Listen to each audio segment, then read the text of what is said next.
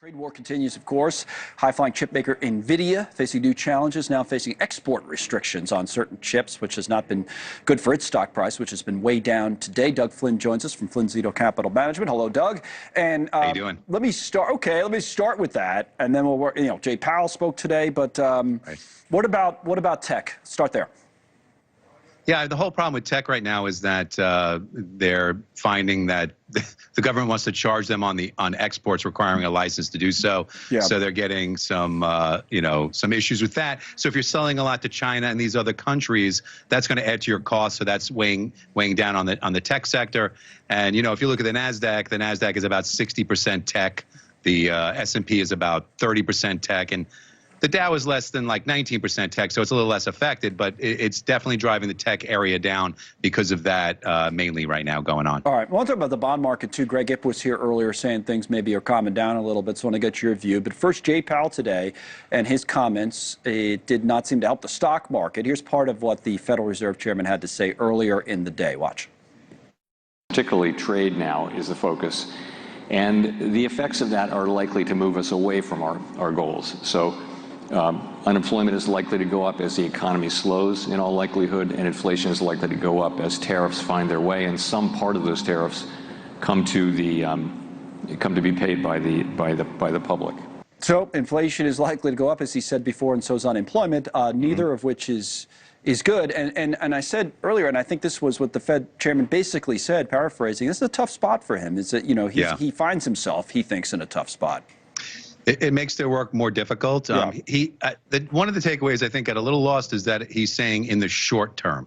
So that he just said it, but I think in the short term is what the concern is. I don't know that the same problem exists for the long term, at least if we get through this, and so that's why he's always playing it the way he is. But once again, when he starts talking, the market, as typically, starts to dive, and you see it in the bond market. The bond market is reflective of how things are going, as what you're putting up here. That spread, what that is for people that don't really follow that, is that basically if you take this, which is essentially junk bonds, and you compare it to the yields, and you compare it to the yields on Treasury bonds, it's telling you the wider that is, the more risk there is. So the more yield you have to get for people to take the risk with corporate bonds and lower quality bonds. So the tighter it is, the less risky overall is. As it widens, people are feeling there's more risk. It's not worth the extra risk of junk bonds. And what are we seeing there at the end of that chart now?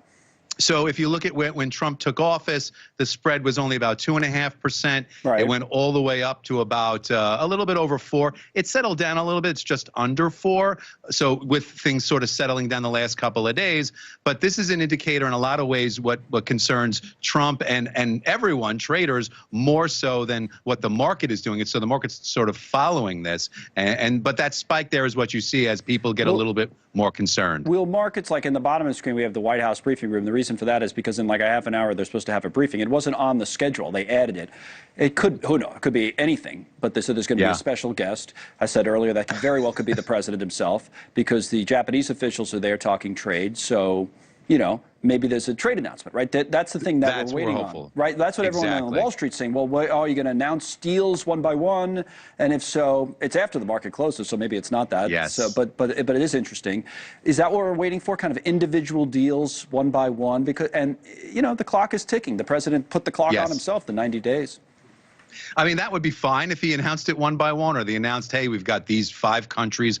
I think the market does need to see that. People do need to see that, and I think that will go a long way. And here you go. If this happens after the market, then whatever's going on in the market today with it being down, those are those opportunities. I mean, some of these stocks are off 50%, 30-something%. So those companies you liked, a few months ago when they were all-time highs, you should like them more if we can get through this and we get some of these things locked down. Because while all these fears and tariffs are out there, if you start to have that go away, then you get back to business, which is what everybody really wants to get to. So here we are going through it. Yeah, but you think he has the time to cut the deals, the one-by-one type of deals? Or well, I think time is of the essence. I think we have to start seeing it. Trump invariably has more patience than just about anybody, so he tends to wait longer than most people ever want anybody to. So we do want to see it. The longer he waits, I think the more volatile it gets while people get impatient. But I think throwing some things out there give people sort of a lifeline to say, all right, we're on our way there. And I think that's what we need to see. We need to see some of that. There's two things I think are funny in TV. One, when we do stories about people's weight and we cut off their heads. Do you ever see that when we had the video? Right? And the second thing is when we do the story about the stock market, we find these same guys down at the stock exchange who probably have no, and they're, oh my God, the heads, that probably has nothing to do with the market. But it's the same guy. And they have the same expressions every day, funny enough. I always get a kick out of that too. Because you got to laugh. This guy. There it is. Picking his nose, And then exactly. Right? So he's upset. Then there's one guy, oh, there we go. What are we going to do? I'm concerned. And then, well, I don't know about that. Thank you, Doug. You bet.